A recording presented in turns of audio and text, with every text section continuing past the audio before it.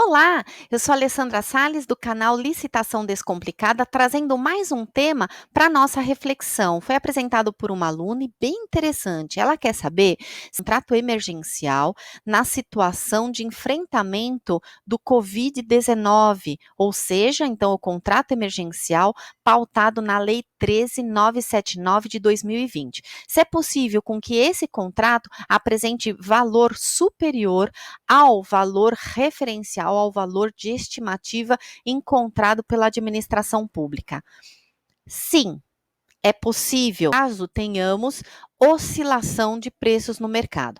A primeira coisa que é importante já trazer desde já é que a Lei 13.979, ela traz a questão da emergência, que não é a mesma emergência tratada lá no artigo 24, inciso 4 da Lei 8666 de 93. Elas são bem diferentes. Existe já a começar pela sua caracterização. A caracterização do fato já é presumido por natureza. Eu tenho o fato, eu preciso justificar. Isso não pode deixar de justificar, hein?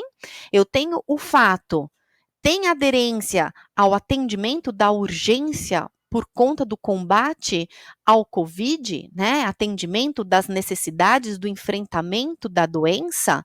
Sim, eu tenho. Então já está autorizado de imediato. Lá a Lei 13.979 diz assim. Agora, e essa regra não é a mesma para a Lei 8666. Por quê? Porque lá no artigo 26, parágrafo inciso 1, diz o quê? Olha só. A caracterização da situação emergencial calamitosa ou de grave e iminente risco à segurança pública que justifique a dispensa.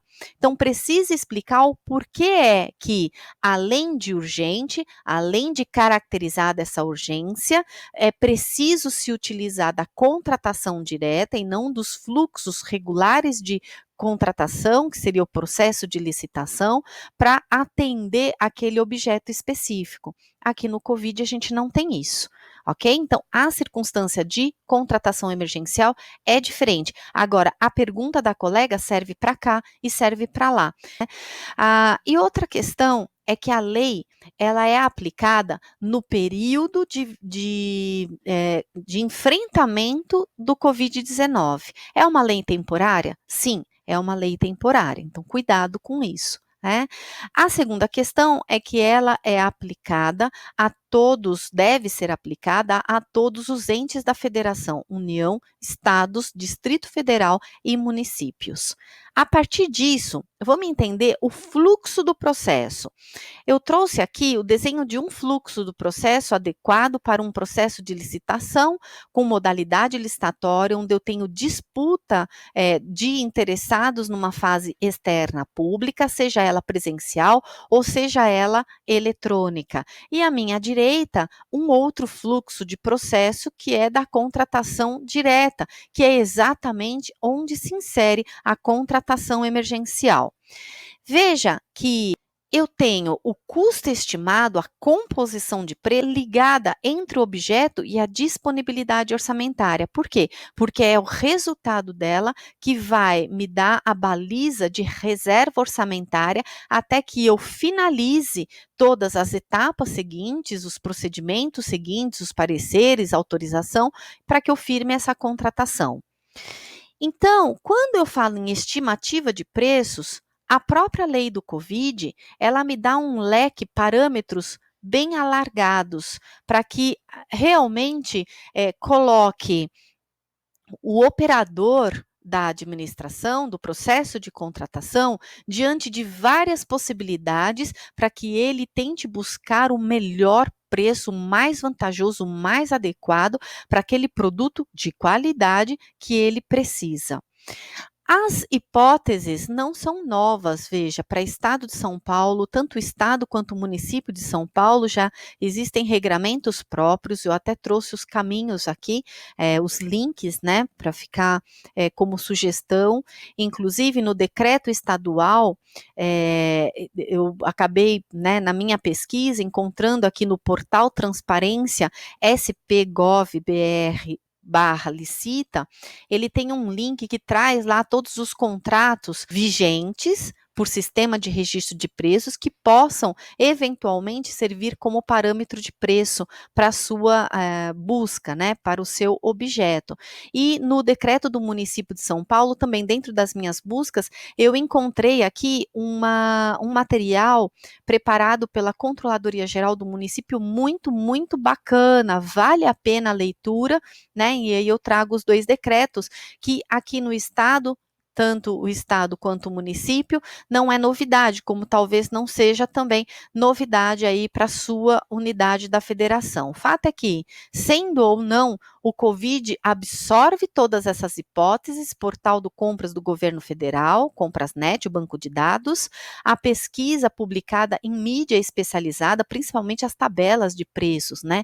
Caditerc, tabela de preços CIURB, SINAP do governo federal, bancos de preços como FGV, em algumas medidas, a própria FIP também, às vezes, né, algumas fundações renomadas também possuem bancos de preços próprios, né?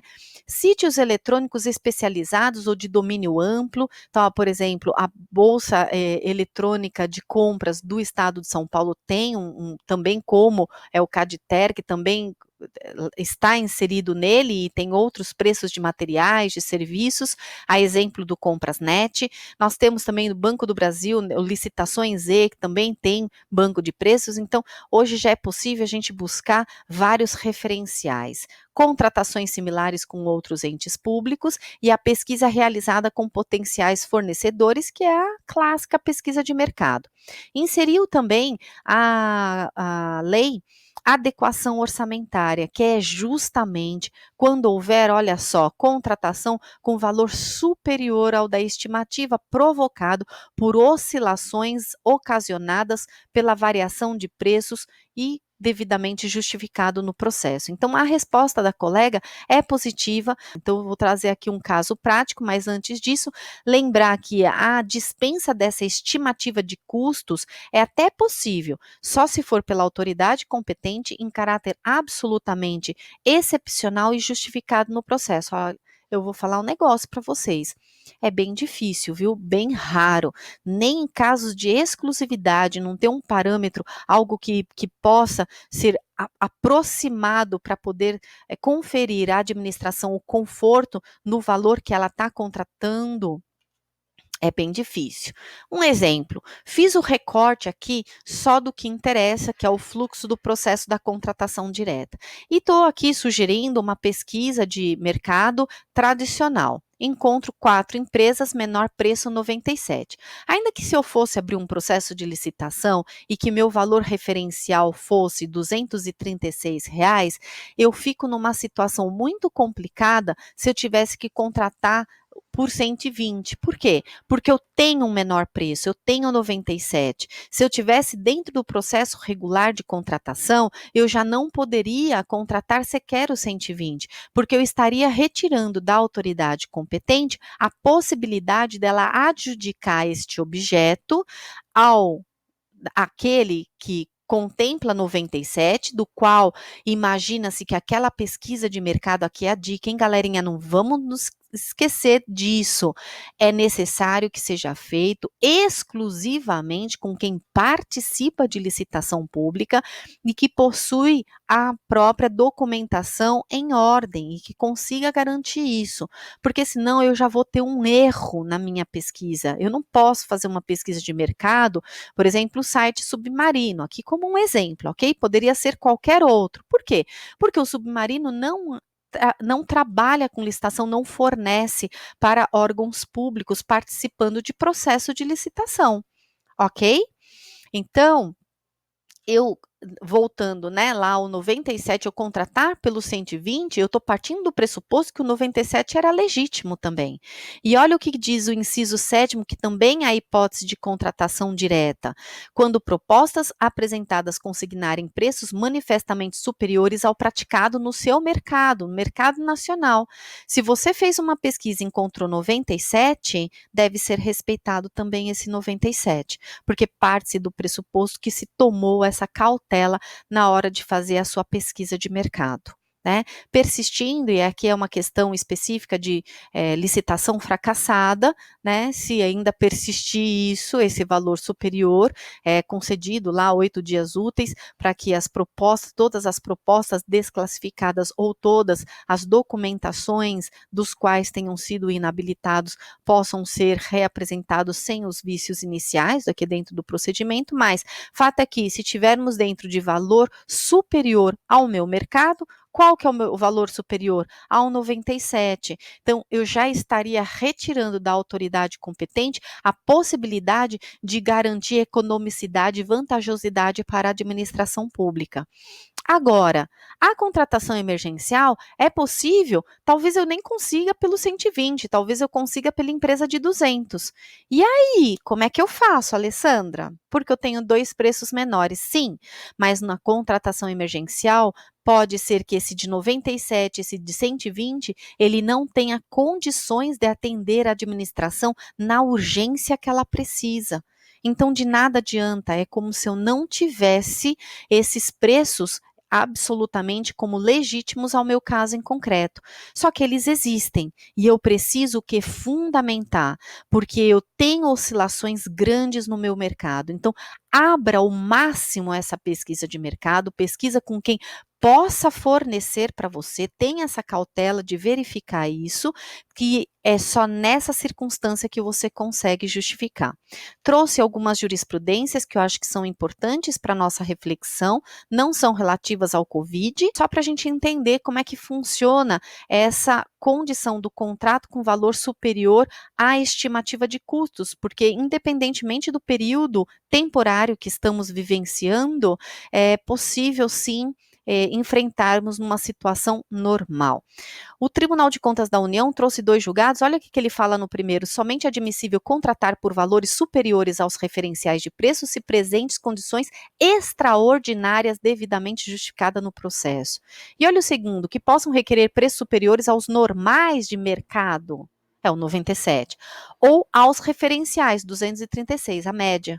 Né? Então, olha, que ele deixa claro, nesse caso em concreto, os ambos, né, toda a jurisprudência em cima de um caso, análise de um caso em concreto.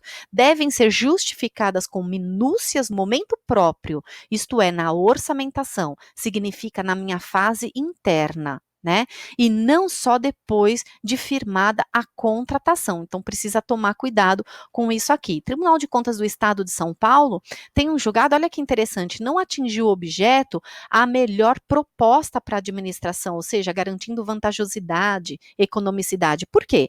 Se a prefeitura tivesse efetivado a contratação direta, conforme permissivo contido no artigo 24, inciso 7 da Lei de Licitações, certamente teria logrado melhor proposta. Né? Então, essas são as considerações, trago para todos, esperando ter aí contribuído com o tema, com a proposta, com o desafio que me foi dado.